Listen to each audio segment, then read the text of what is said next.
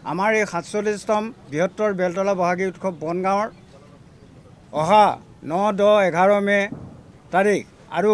28, 29 আৰু 30 বহাগ 1432 সহস্ৰাব্দৰ এই সংবাদমেলখন আয়োজন কৰিছোঁ। সংবাদমেলত আমি এইটোৱে ক'ব বিচাৰিছোঁ যে আমি বিহু কেনেকৈ পাতিম, কেনেকৈ আমি আগন্তুক দিনত আমি বিহু আগুৱাই লৈ যাম,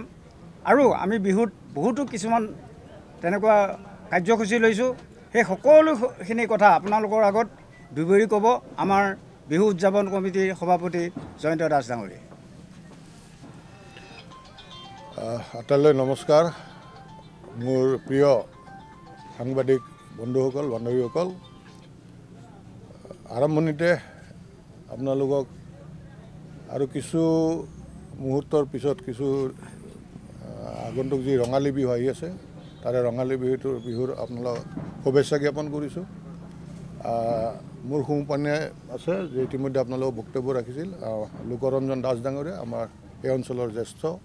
আৰু আমাৰ বিহু কমিটিৰ তেখেত উপদেষ্টা। বাওঁপিনে মোৰ আছে এই কমিটিৰ সাধাৰণ সম্পাদক ৰঞ্জন ৰাহাং, কালচাৰেল আমাৰ ছেক্ৰেটাৰী মাইকেল আৰু আমাৰ জ্যেষ্ঠসকল আছে। আমি আজি আনুষ্ঠানিকভাৱে আমাৰ এই বিহুৰ কাৰ্যালয়টো বিষ্ণু হোম যজ্ঞৰে এটা শুভ মুহূৰ্ত আমি আৰম্ভ কৰিছোঁ। তাৰ প্ৰত্যক্ষ সাক্ষী হিচাপে আপোনালোক ইয়াত উপস্থিত থকাই ভাল লাগিল। 3 দিনীয়া কাৰ্যসূচীৰে আমি এই বিহু উদযাপন কৰিব বিচাৰিছোঁ। ইতিমধ্যে আপোনালোকক ক'লে যে 28, 29 আৰু 30 বহাগ এই 3 দিনীয়া কাৰ্যসূচী আমাৰ বেলতলা বহাগী উৎসৱ, বৃহত্তৰ বেলতলা বহাগী উৎসৱ বনগাঁও এই অঞ্চলৰ আটাইতকৈ পুৰণি মঞ্চ বিহু। তাৰপিছত লাহে লাহে ইয়াত জনবসতি বৃদ্ধি হ'ল, লাহে লাহে অঞ্চল বৃদ্ধি হ'ল আৰু সেই অঞ্চলত লাহে লাহে বিহুৰ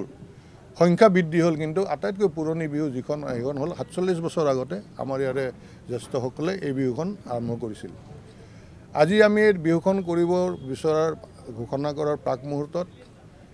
এটা আমি বিশেষভাৱে এইবাৰ আলোচনা কৰিছোঁ আৰু এইটো সামাজিক দায়বদ্ধতাৰ এটা শিতান। আৰু এই শিতানটো এই বছৰৰ পৰা আমি আৰম্ভ কৰিছোঁ, যিটো আপোনালোকৰ ওচৰত আমি এতিয়া ক'ব বিচাৰিছোঁ। আৰু এইটো এই বছৰৰ পৰা প্ৰত্যেক বছৰে আমি কৰিম যে সামাজিক দায়বদ্ধতা, অৰ্থাৎ আমি আমাৰ শুভাকাংক্ষী আমাক দান বৰঙণি দিয়ে, আমি শিল্পীসকলক মাতো, শিল্পীসকলে গীত পৰিৱেশন, নৃত্য পৰিৱেশন কৰে আৰু তাতেই যেন শেষ হৈ থাকিল, সেইটোত যাতে শেষ হৈ নাথাকে। আৰু সেই সামাজিক দায়বদ্ধতাৰ বাবে এইবাৰ আমি আমাৰ আলোচনাত এটা সিদ্ধান্ত লৈছোঁ যে আমাৰ মাজৰ পৰা হেৰাই যোৱা আমাৰ অসমীয়া জাতিৰ, আমাৰ অসমৰ মাটিৰ বাবে গান গোৱা ৰাজীৱ খদিয়া যি আমাৰ মাজত নাই, সেই ৰাজীৱ খদিয়াৰ পৰিয়ালক আমি 1 লাখ টকাৰ এককালীন সাহায্য এই বিহু কমিটিৰ ফালৰ পৰা দিয়াৰ আমি ইতিমধ্যে সিদ্ধান্ত গ্ৰহণ কৰিছোঁ। আৰু টেলিফোন যোগে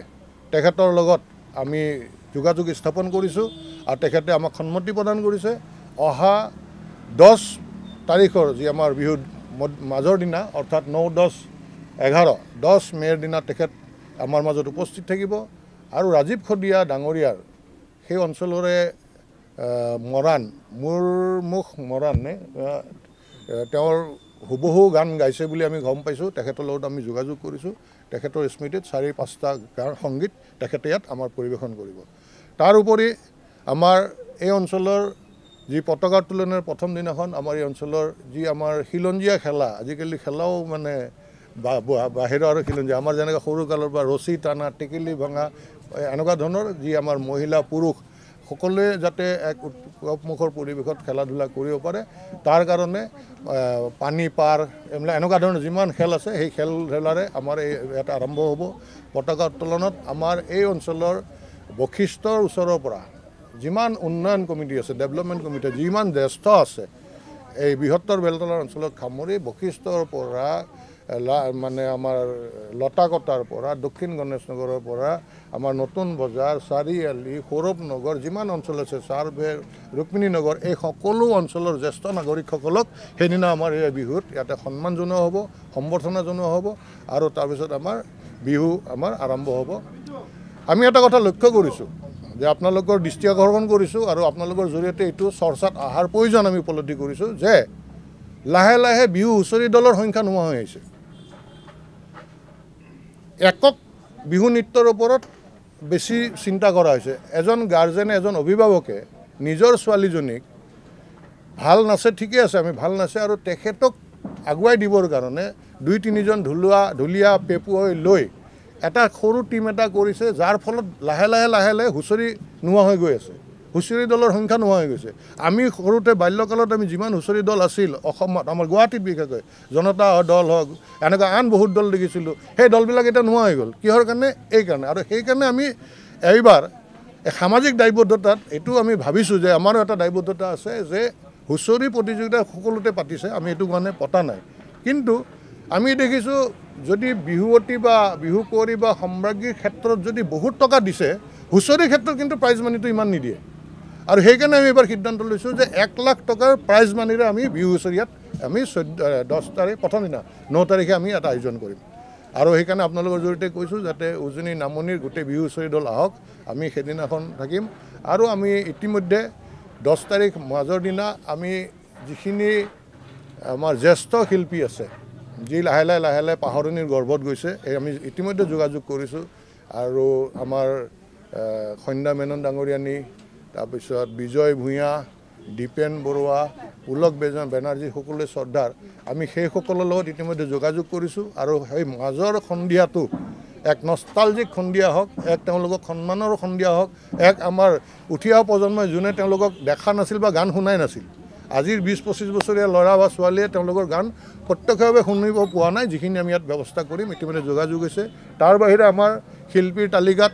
আমাৰ বিদ্যাসাগৰ ডাঙৰীয়া আছে শিল্পীৰ তালিকাত আমাৰ শংকুৰাজ আছে শিল্পীৰ তালিকাত আমাৰ জুবিন গাৰ্গ আছে আৰু শিল্পীৰ তালিকাত বাস্তৱ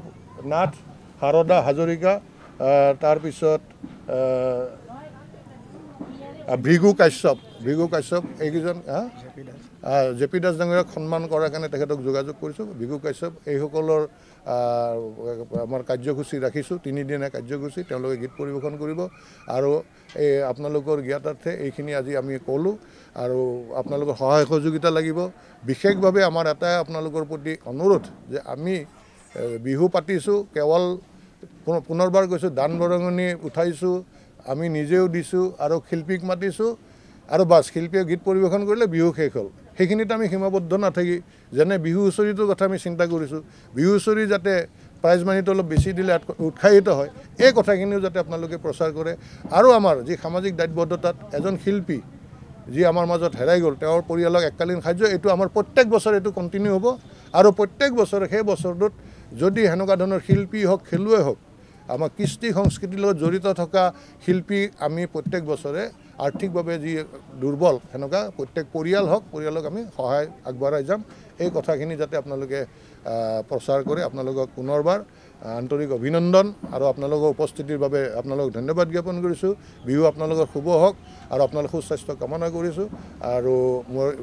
বক্তব্য ইমানতে সমাপ্ত কৰিছোঁ ধন্যবাদ